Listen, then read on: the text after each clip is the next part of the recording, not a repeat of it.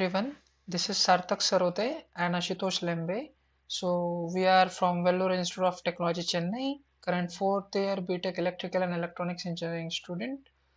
So as per the problem statement, we have selected the data set called as the solar data.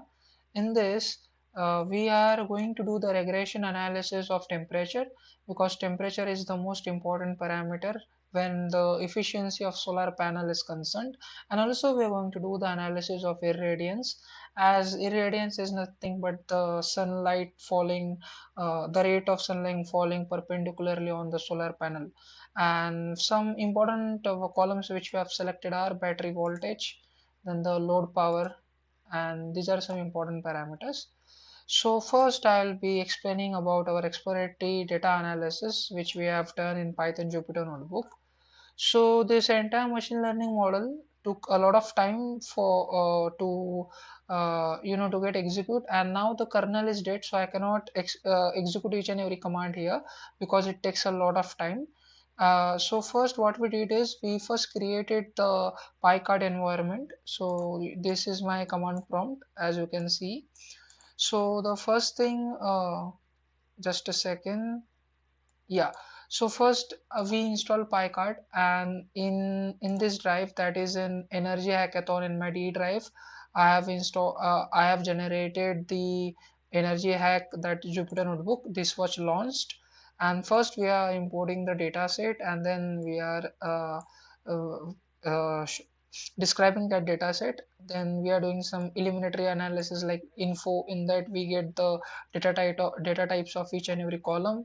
Now the most important thing is, as you can see here, the data type of date time is object. Later we are going to convert that into the standard data time. So this data dot shapes gives us the number of rows and columns. So we can see that there are these many rows and 23 columns. Now as the problem statement suggests that the data cleaning and sanitization, so we are checking the missing values. So only temperature column has missing values.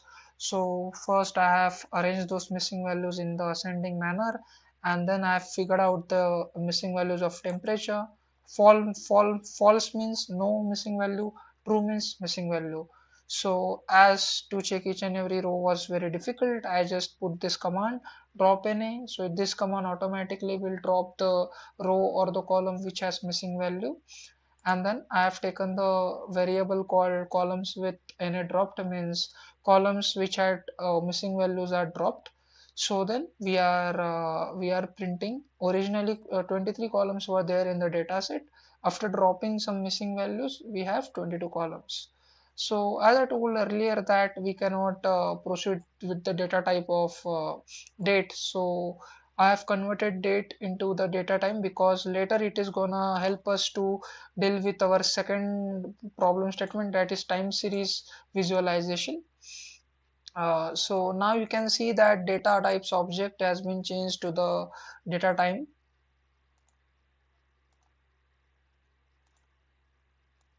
Has been changed to the data type. Yeah, then I am printing the data columns. These are my data columns, and then the most important parameter in the statistics is skewness and kurtosis.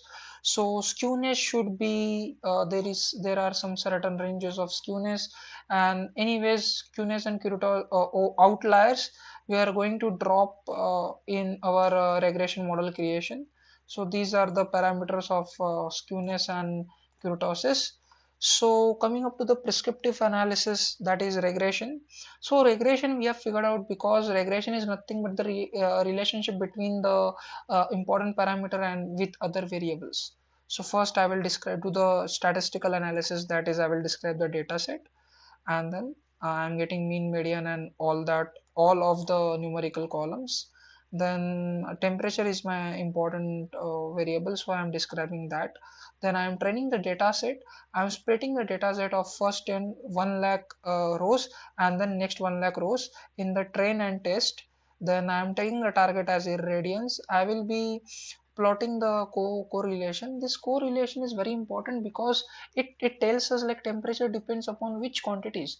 So it is correlating maximum with the battery current, battery power, and these are some minimum values, negative values. So these we are going to drop in our regression model. So that information is given by the correlation.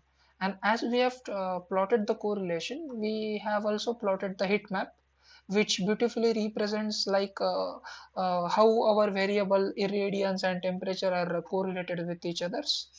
Then this is what we are developing the regression model, that is using setup command, session ID, train size. See this, these are the columns which we have ignored, as told earlier that this negative correlation is very less, so we are ignoring them. And this we can say that see, remove outliers means kurtosis is removed, skewness is removed, and then we have trained this model, we have got certain values, and again we are training it. And the most important thing is we are checking what are the available models in the regression. So these many models are available. So from that, by this command compare models, we are going to compare various regression models, and from that I have selected PER regression because it has considerable and maximum RMSE value. So then I am creating the power model, that is by this command. So this is how we have created, and then for a while I also created GBR model, but it is not working with my data set. Then I also tuned it, but I was not interested in that. Later I have tuned this PR regression model, and you can see the results, mean and standard deviation. The entire significance is explained in the report in detail. Then we have tuned this print model, power model, and it tells us all the parameters like Euclidean intensity, maximum iterations, and all this. And we have plotted this. We can see these blue two graphs. Then error graph is also plotted here. This is feature importance plot, and as you can see that it is processing, it is taking a lot of time. So other graphs I have not shown here, I can't click here and show you. So other graphs I have already mentioned in the word report. So you can see these are some other graphs like hyperparameters is there, residual is there, Cook's distance is there, and this. So this is our, then finally we predict our model. This is the label column which we get, and then we have predictions. So at last you can see the label predictions also, and this is how we save our model, and this model is saved here as the PKL extension final power model. So now coming up to the, so far we have covered the problems, sub problem statements. I will just quickly, so fifth and sixth is covered, even I have demonstrated the result. Now data cleaning is also demonstrated. Video will be, this is the video. So now we'll see how the dashboard is there. So so before that, let me just show you this descriptive multivariate and statistical analysis. So this will cover our problem statement 2 comma 3. So time series and timestamp visualization and annotation. So for that I have imported the data set, and then first what I will be doing is, by using SNS library, I have plotted this box plot which shows us the outlier. So these are the outliers in the irradiance. Irradiance is the important parameter, and then from using the library called SciPy, we have imported Z score, and if Z score is less than 9, we have removed the outliers. And then again we have for plotting the time series for various parameters, we have converted date into the standard date, you can see. Then we have plotted irradiance. These are the annotations, these are the labeling of the particular date, and this is the time series of the irradiance. Similarly, it is the time series of temperature, time series of battery voltage, load power. So these are some, and after clicking on this voila, which is nothing but the extension which we have downloaded, and so what it will do, it will represent our entire data, it will visualize our all the results on the dashboard. So yeah, you can see this is the dashboard which is running on a HTML page. It gives us our data set, it gives us our outlier models, and then again it will give us the time series. So it covers our problem statement seventh also, that is displaying the aggregated values. uh, yeah, so these are few things, and then coming up to the problem statement second, that is annotation. So the fourth, that is data labeling and annotation tool. Then I have installed this tortoise library in Python.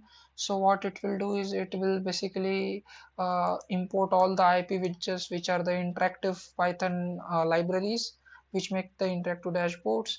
And then I'm importing my data set, and then it from tortoise it will import this and it will annotate.